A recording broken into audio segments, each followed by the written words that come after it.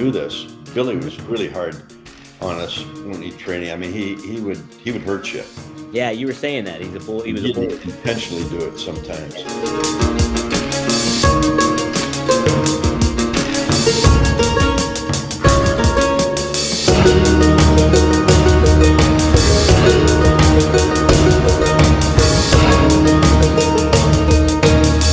And I'll make the weird connection too here. You mentioned Blackjack Lanza. It's funny, Greg, like Verne trained him, and then but oddly enough, RVD told me that it was Blackjack Lanza who taught him how to throw a really good punch. Like he didn't he threw a shitty punch before anything, and it was Blackjack Lanza that taught. So it ties back into all of that. It's just so crazy. Yeah. I love Well, Verne's camps are really hard. I mean, we did 1 hour of submission wrestling.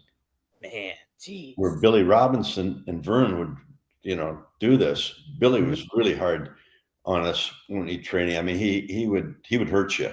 Yeah, you were saying that he's a bull. He was a bully. Intentionally do it sometimes, especially when Verne was in that camp.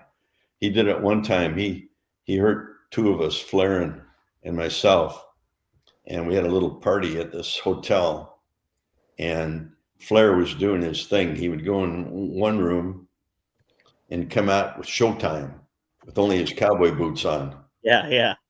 And Billy and all the girls were flocking all over him, So Billy got pretty hot. And he went out in the hallway and came around, and where Rick would go in and take his clothes off, and got on Rick's ass pretty hard. And then he had a few drinks in him. He came out and he got on myself and Brunsell pretty hard. Uh-huh. So when Billy walked back in, all of a sudden we saw Verne confront him. And they shut the doors and closed the curtains. Curtains were open about that far, and we were watching, and Verne beat the shit out of him. And Billy was supposed to be a pretty tough guy, but he beat the hell out of him. Yeah, laid the law down. Never do that to the boys we're training.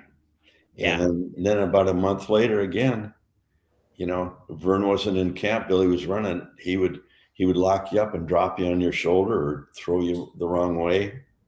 He'd try to hurt you. And he was a nasty guy. That's what I hear. That's what I hear. Yeah, he was a bully. I think Piper had a story about him being a bully too to him as well. Yeah. But man. You guys aren't bullies though. You guys are great. I love you guys. So who am I going to bully around? Yeah, you're going to shove around. You don't bully me though. Yeah. Carl Gotch was another one of those guys too. Yeah, well, that's who Robinson trained with. Oh, really? Trained Billy Robinson was Carl Gotch. And he was a bully too, Magnum? So Carl was in Tampa when I was there working with when Mike Graham had brought me in, and Eddie was infamous for bring guys that wanted to be in the business, whatever, having them come down to the ring and have somebody stretch them and discourage them from thinking they want to be a professional wrestler. Right. And he heard that he heard that I was a shooter and I was down there with Carl. And to me,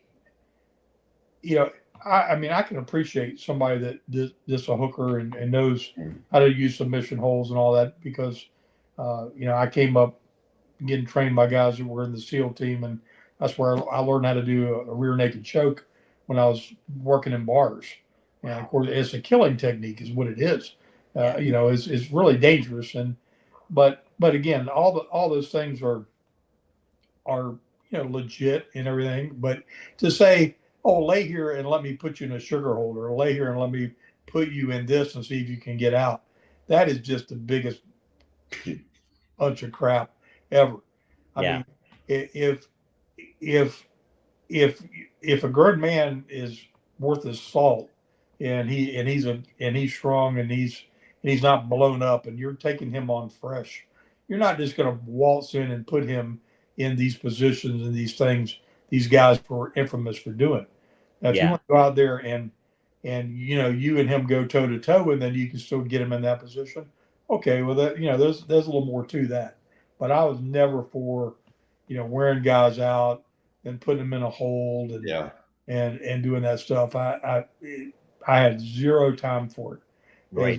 As a matter of fact, I saw some things happen to people that, I just told them, I said, you're lucky because said, you don't know who you're dealing with. One of these guys go out and come back and bring a gun in and blow your head off. Yeah. They don't care how tough you think you are. Yeah, Yeah. that's for sure. Like, yeah, it's and that's an aspect. Magnum, you don't take any shit. That's because you're the boss. Well, I learned. You seeing I do? I learned really quick. In before I got in the business, I was worked security in nightclubs for about 2 years, and again, my manager was a SEAL Team 6 retired guy from Vietnam, and when those guys taught you to do things and you lived that kind of life and dealt with drunks and longshoremen and all the riffraff that come in and out of nightclubs, you get kind of a short fuse for foolishness, and always just kind of was kept that knowledge and those things in my head and knew them and used them if I needed to.